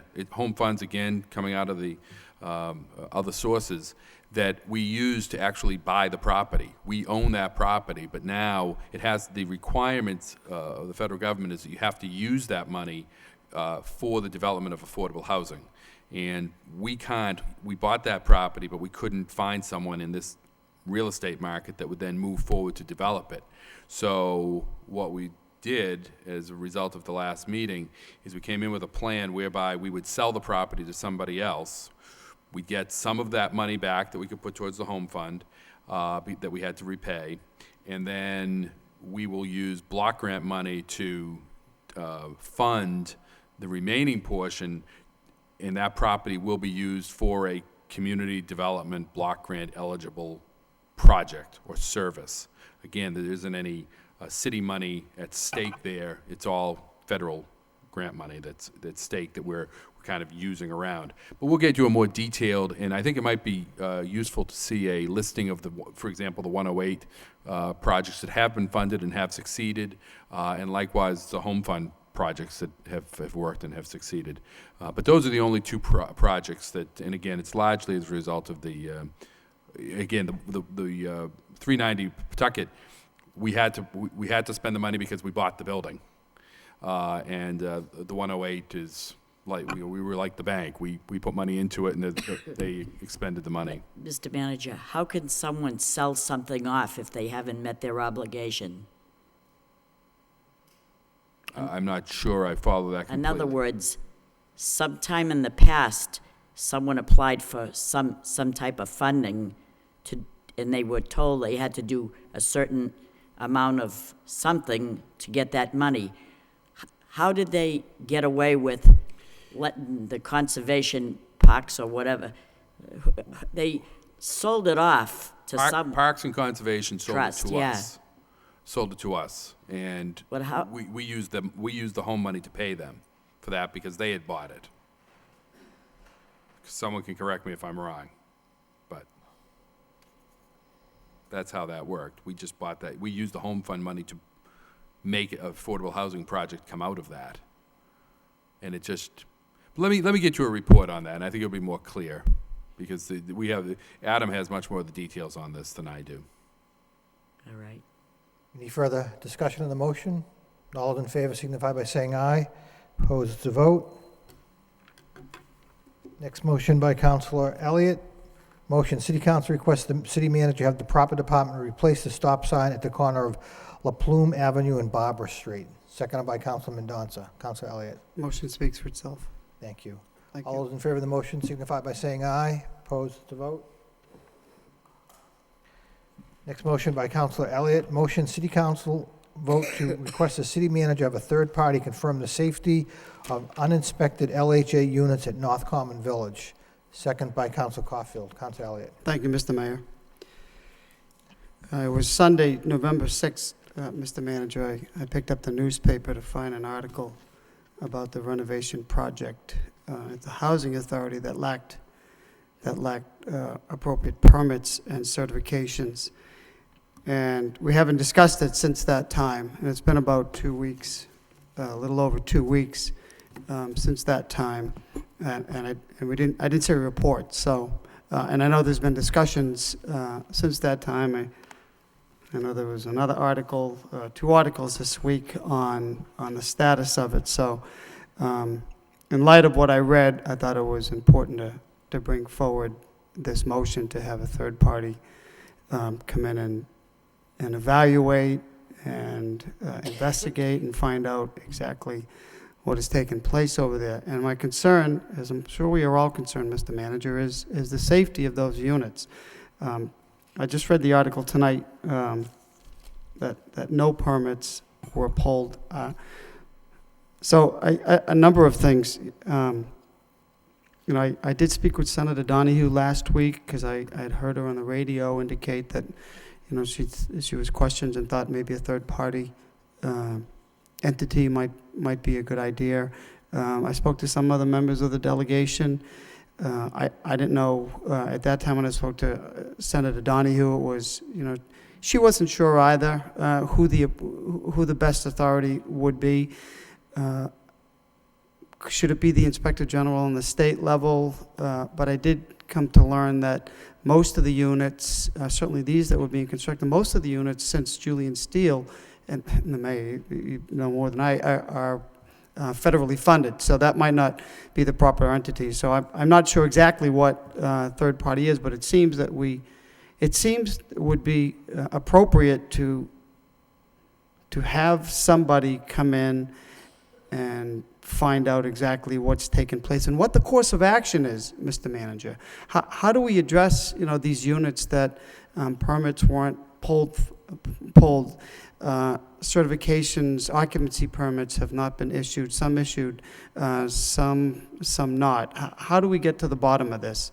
It's been going on since 2008, and people living in those units deserve to know that they're safe, that you know, there is not going to be a threat of, you know, of a fire, and not just in the next year, but 20 years down the line. I'm not going to be sitting here, but I want to know that we took the appropriate course of action to ensure their safety. You know, simple things are in the newspaper. You're right. You know, there are laws in place because there are contracts. I'm not saying this contract. I don't even know who the contractor is, but clearly it had to be a project that was bid. This contractor must have known that he had to pull permits if they've done public work in the past, and certainly should know that any work requires inspection, particularly in publicly bid projects.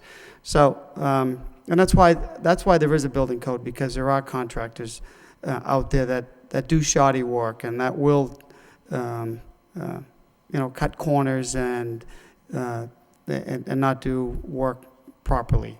I'm not suggesting that on this. I don't know. I don't know if anybody knows, but it seems that this has been going on since 2008, and we need, to me, somebody to come in from outside the city to come in and take a look at it and address what has taken place. How do we correct it, and how do we certify that these units were constructed properly, and that they're safe, and that there's not going to be any problems in the future.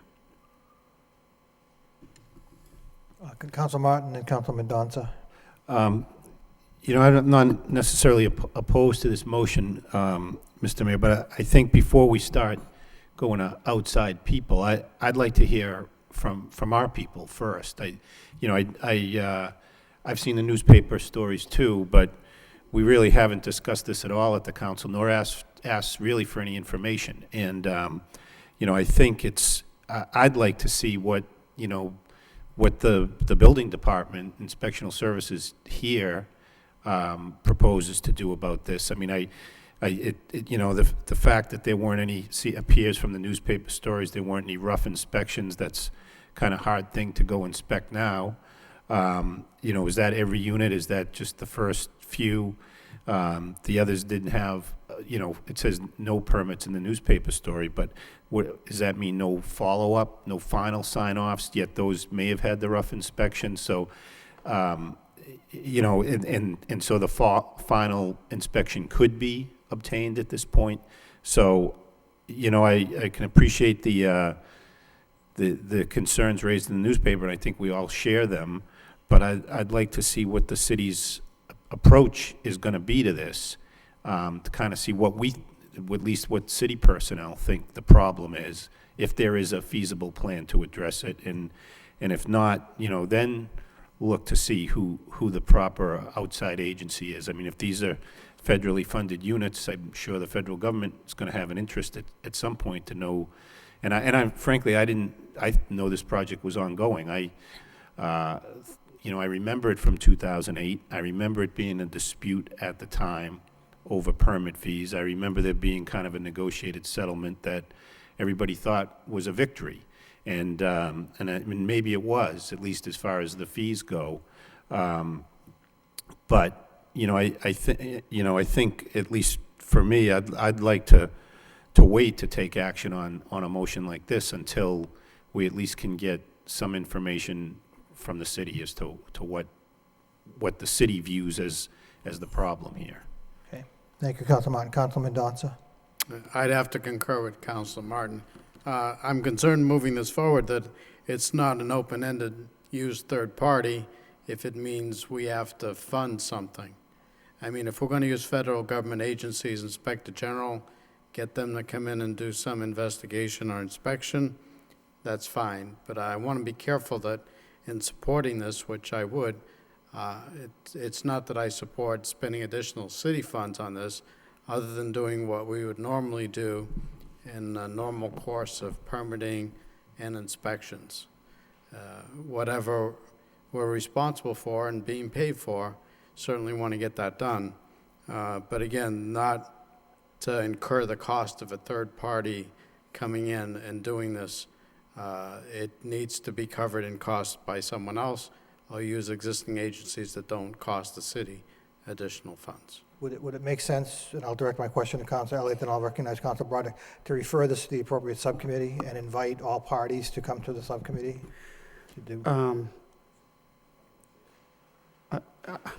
What would be the appropriate subcommittee? I don't know if it would be neighborhood or housing. I know the housing was collapsed into the neighborhood. Mr. Manager?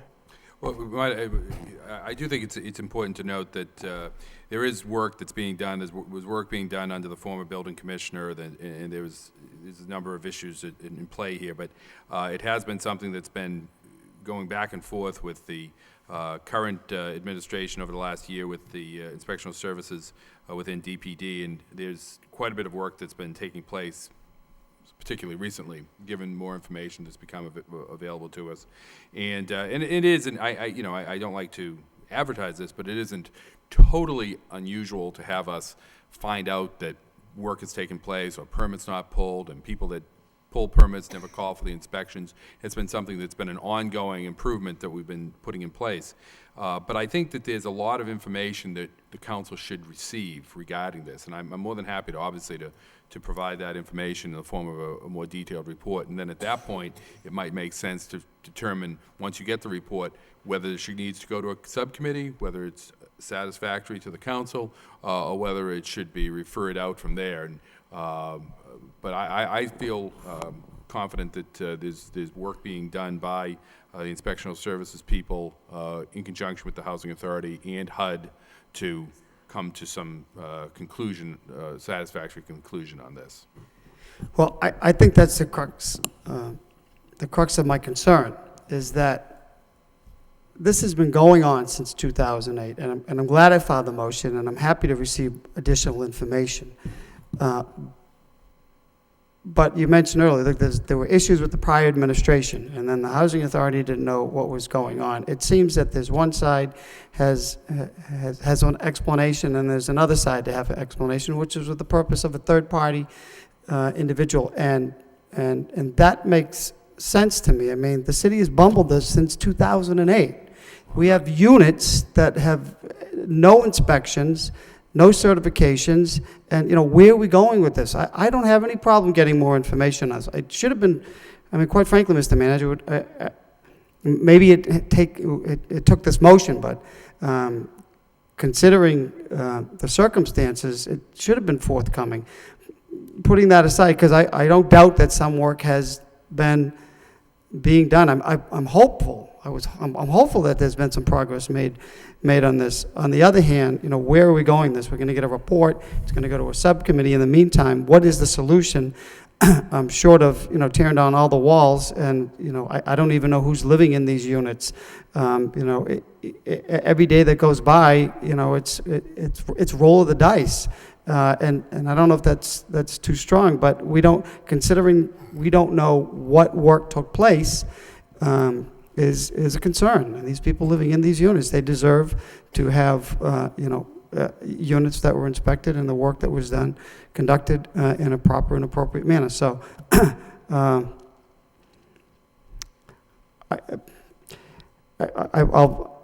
I'll acquiesce to get more information, but I think that we should put this on, on a fast track to find out what is the course, what is the solution, and inspecting all the work that's been done. I mean, electrical is one thing. There was plumbing done. Those are my thoughts. Thank you. Before I recognize the manager, I'm going to recognize a couple of other colleagues. Councilor Broderick. Thank you, Mr. Mayor. I'm not opposed to having a third party come in and review what's necessary to review, but I think part of the problem we have is we don't know what needs to be reviewed. We don't know what, apparently, I don't have I haven't had an opportunity to read the article from today's paper. I don't know what information we don't have, what we do have. I think that before we decide to call in a third party, we ought to at least determine, try to narrow the scope. I think Councilman Mendonça mentioned, we're going to have we could be writing a big check to have someone come in and look at everything and tell us what to do. If we can sift through it, come up with answers, and at least narrow the scope of what the issues are, there may be 3 different piles, and we may need 3 different third parties to come in and evaluate and assess things.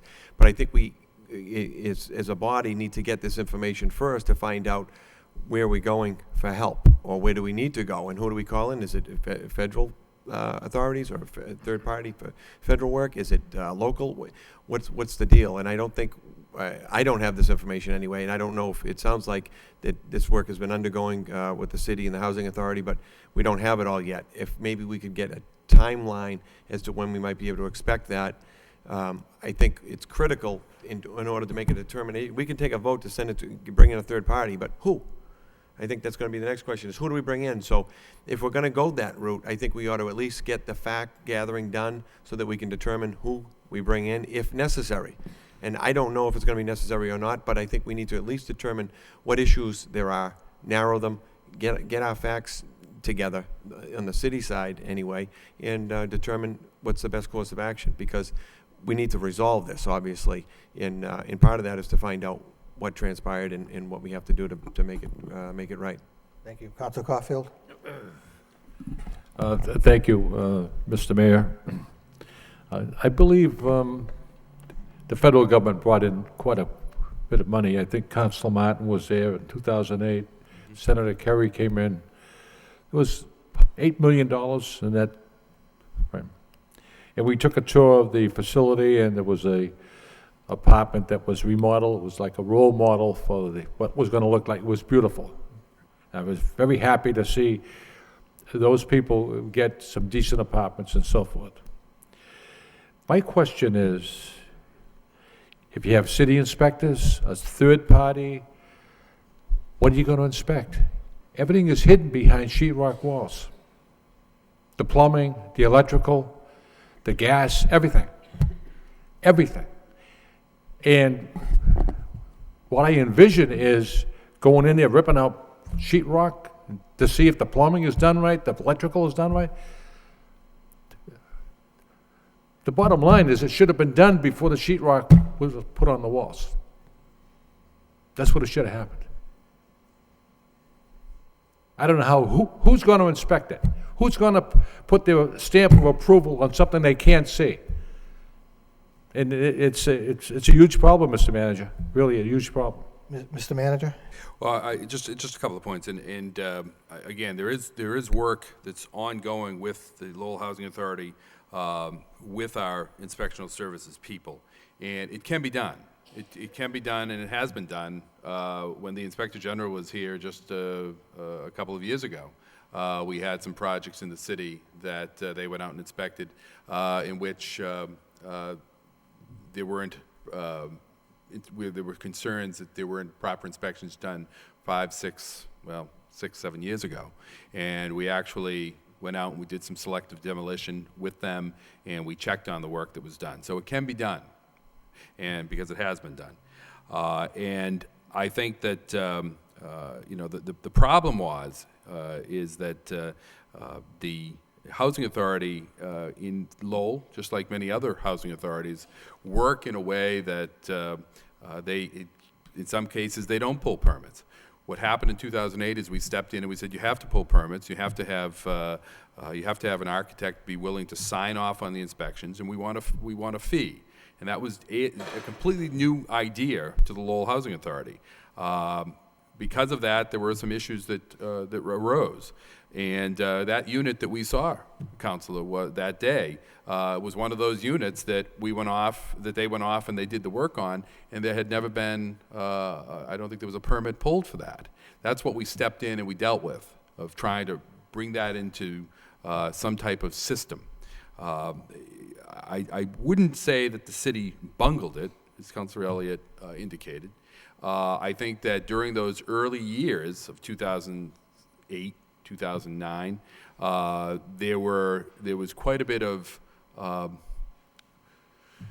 there were issues that we couldn't seem to get to a resolution of that. Once we set up that they needed to get permits, then there was some back and forth, that just miscommunication between the Lowell Housing Authority and the building office. That was one of the issues that we wanted to address with the reorganization that we've done. And I think we've made some great strides in really putting in place the process that we need to do to make sure that these things don't happen again with the Lowell Housing Authority, or don't happen anywhere else. And I can assure the council, certainly, or assure Councilor Elliott, that it wasn't, while I appreciate the motion, it wasn't the motion that got us doing this. We've been working on this and trying to come to some resolution. Again, I think a full report is worthwhile. I think then if there are further questions, we can refer it off to the Inspector General's office and have them come in and take a look at it. We can also, refer it out to a third party that would cost the city money to review everything, to make sure that, to recommend improvements, or to make sure that in fact, that the proper actions are being taken. And we'd be happy to come up with some solutions for the council on that as well. But I think the first thing is to put together a more complete report to the council, so that you'd see how it happened, what has occurred, and what is taking place right now to resolve the matter. Thank you. Councilman Donza. It's a good segue, because I'd like to refer this matter to the manager, and not to delay the intent of the motion. I'd like the manager to continue to address the intent of the motion, but to give us an understanding of what is already transpiring and what will need to be done to address this as the motion intends. And if we could have that done in a fairly short order, a week or two. Thank you.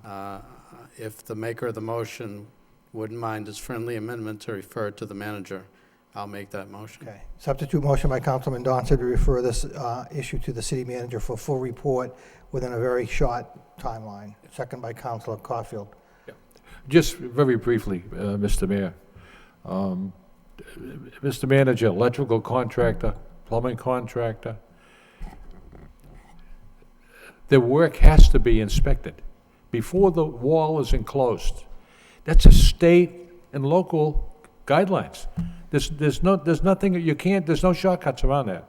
It has to be inspected. That's correct. In order to inspect it now, or for someone to go in there and say, this unit is okay, how can they say that? And the only thing I can envision is them cutting a piece of sheetrock out. That's ridiculous. It should have been done way before the sheetrock went on the wall. I agree with you, Counsel. Any further discussion? All those in favor of the substitute motion signify by saying aye. Opposed, it's a vote. Next motion by Councilor Murphy. Motion, City Council requests the city manager report on the progress toward an updated capital improvement plan. Seconded by Councilor Elliott. Councilor Murphy. Thank you, Mr. Mayor. This was an issue that I brought up back in June, and so it's just to get an update on the updated plan, because at the time there weren't the priority ratings in place, so that we had a better sense of what projects took priority, as well as links to our strategic goals and objectives, which I think would be helpful. And then the third item would be, an improved, debt service projections, so that we have a better idea of how that fits into our entire budget. Mr. Manager? The plan right now is to submit the updated capital improvement plan, the capital budget, for the next year, about the same time as the annual operating budget.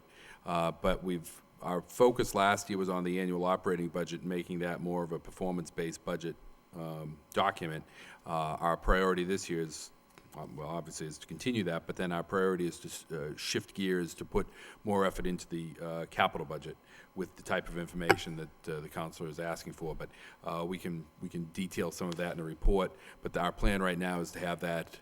We're in the process now of updating all of the information with the departments, and then putting that document together for submission to the council at approximately the same time as the annual operating budget.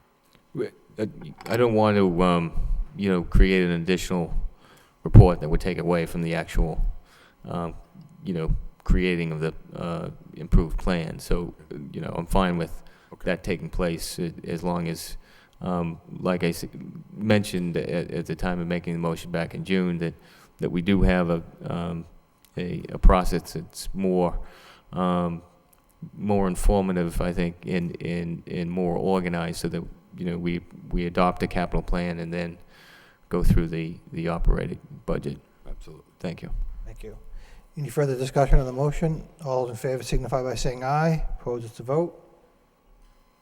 Next motion by Councilor Murphy. Motion, City Council requests the city manager report on the estimated property assessment valuations and projected new growth figures. Seconded by Councilor Mendonça. Councilor Murphy. Thank you. This motion nearly speaks for itself. We did have a memo in this week's packet that explained we'll be probably getting that December 6th. But I would ask that, just for informational purposes, that the new growth be divided into residential and commercial and industrial, just to give us a better sense of the next year. Okay. Thank you. Thank you. Any other comments?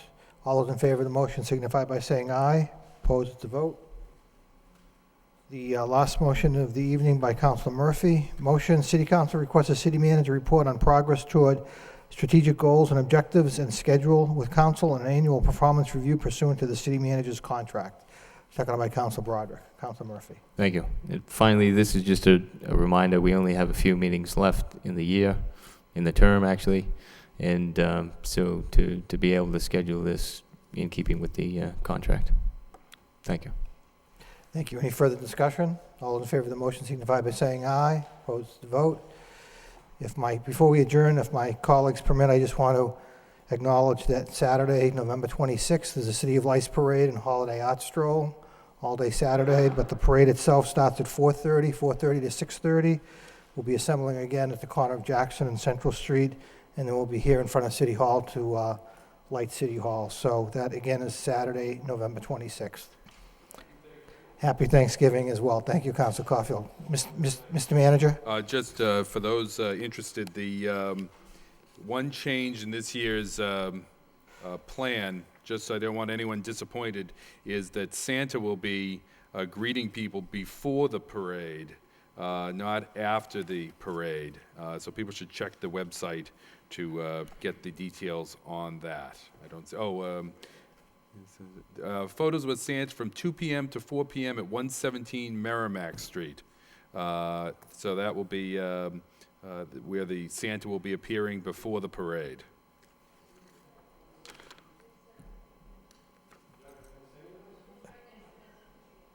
It's right near what? Metro, right. Right, it's down by the Chamber of Commerce building, down by the Chamber of Commerce. Right, correct. We'll give you a map later, Mr. Manager. Motion to adjourn by Council Midnonte, second by Council Martin. All those in favor, thank you.